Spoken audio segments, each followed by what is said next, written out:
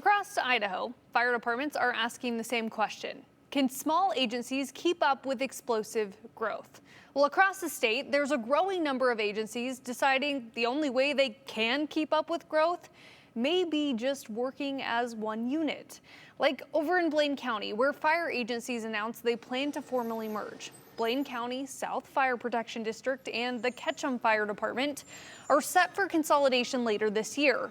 And the Haley Fire Department could also be a part of that merge if voters decide to say yes on the ballot in November. This would mean all three would become one department, and they have said they're doing it to ensure people in Blaine County receive the same level of fire and emergency medical services that you would get in larger communities. It allows for better staffing options, faster responses across jurisdiction lines, eliminates duplicate administration, and that's almost identical to the reasoning from what we've seen up north. Two fire districts there merged, becoming the Silver Valley Fire Rescue after already working together through a joint operations agreement. And state lawmakers made the process of merging easier last year. Before 2025, combining fire districts could cause problems with a state rule that limits how much district budgets can grow each year.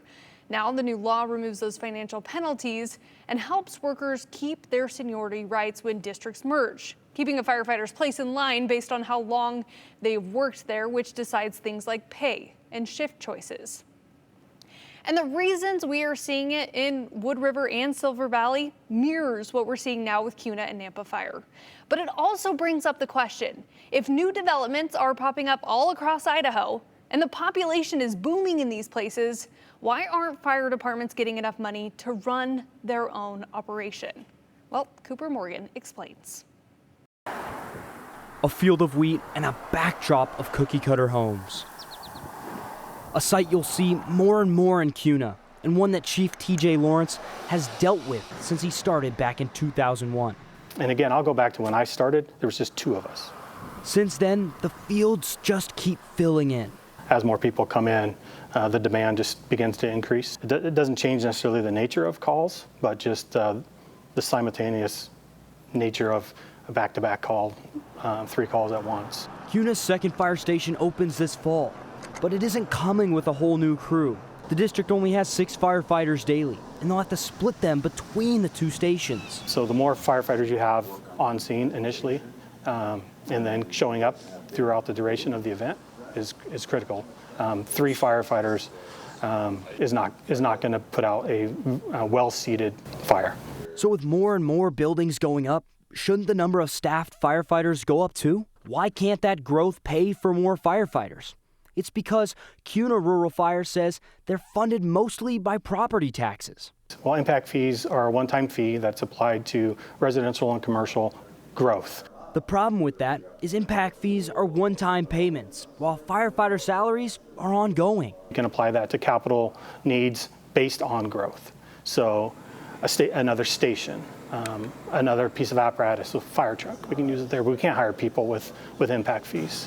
And you'd only be able to hire those employees for a short period of time. If growth stopped, you'd have to fire everybody and start over. In other words, impact fees buy buildings and trucks, not the firefighters to staff them. Longtime Mayor Joe Steer says even if heavy hitters, Meta, are making a home in Kuna, no, we don't give breaks to anybody. He says the city made a deal with Meta to cover a funding shortfall for police services as part of the move-in. We were able to get Meta to agree to pay what that gap was over a 21-year period. So they actually paid more than they had to. But Kuna Rural Fire District didn't make an agreement like that. They'll collect $531 per 1,000 square foot of industrial commercial space when places like Meta do move in. It's just something that we know impact fees have a limited use. That's part of why Kuna is studying a possible consolidation with Nampa Fire, combining departments into one district. By consolidating, the 2 districts would become one with one tax levy. That would give the new district more room under Idaho's tax cap to raise revenue for fire services, giving them the ability to hire more men and be more efficient where they can, unlike what they can do with the impact fees. If it's approved, Kuna homeowners would pay about $20 more a year per $100,000 of taxable value, and Nampa residents would see a slight decrease.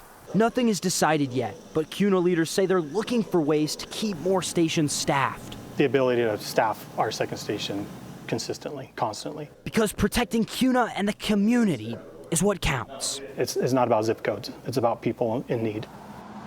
The two fire districts are still studying the proposed consolidation. Both fire boards would have to approve the plan before it could move forward. If they do, the consolidation would then go to voters for a final decision. A town hall meeting will be taking place tonight at the Nampa Fire Training Center from 6 to 8 p.m.